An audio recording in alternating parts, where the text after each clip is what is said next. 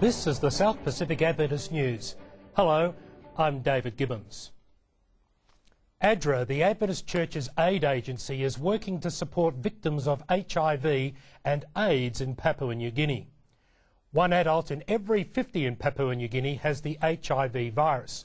That's about 64,000 people, and it's the highest reported rate of HIV in the South Pacific. ADRA is running a counselling program for victims. It's also operating a testing centre and a prevention program.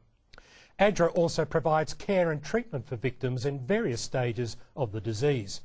ADRA is now collecting donations to help people in Papua New Guinea who don't have access to health services.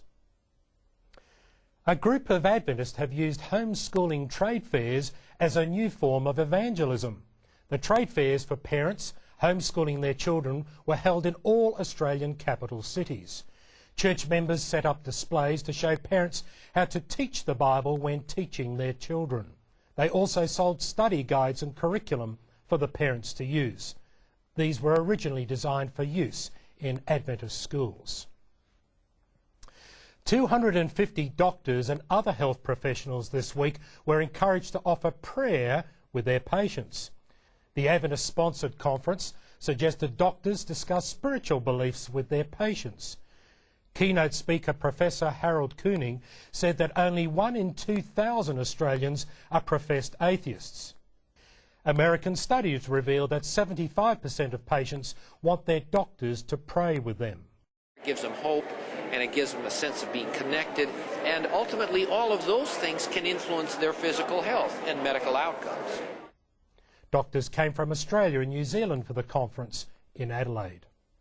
A new study is underway in the United States which examines why Seventh-day Adventists live longer than other people. The project has attracted an American government grant of $1.5 million. Dr. Jerry Winslow visited Australia this week and said that a lot of interest has been shown in the 2005 National Geographic article about longevity and Adventists. 11,000 Adventists have already signed up in the long-term study which is being undertaken by Drs. Gary Fraser and James Walters at the church-owned Loma Linda University in California. Certain religious practices and beliefs will be more conducive to human health than the absence of those beliefs or practices. It will take at least 5 years before the first results will be published. An Australian church is using YouTube on the internet for evangelism. Chancellor Park Church on the Queensland Sunshine Coast made a video of last Sabbath's sermon and has put it on the internet. The sermon featured a scale model of Noah's Ark showing that the Ark story was scientifically possible. The sermon is particularly suitable for non-Christians. Since it was put on the internet on Tuesday, as many people have watched the talk on the internet as heard it at Chancellor Park Church. And finally, here are some stories in brief. An Adventist Student Association in Perth is planning to start a new church on campus. The Adventist University Campus Ministry is working to boost spirituality among students. They ran an InterVarsity Games competition earlier this month to build links with other students. A new media centre building has just been opened in Germany. This was financed by the 13th Sabbath offering. The first 13th Sabbath offering given this year was the largest in the history of the offering.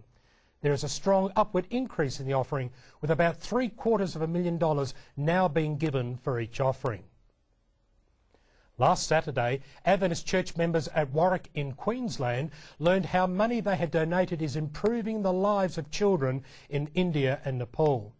Asian Aid Director Helen Eager explained how the church members were helping homeless children who are now being cared for by Asian Aid. And a new Adventist school will open in New Zealand at the start of next year. After 2 years' work, Principal Ross Bishop says that it's taken a miracle to get the new school started in Tauranga. He says God's providence is clearly evident. Thank you for watching Adventist News. I'm David Gibbons.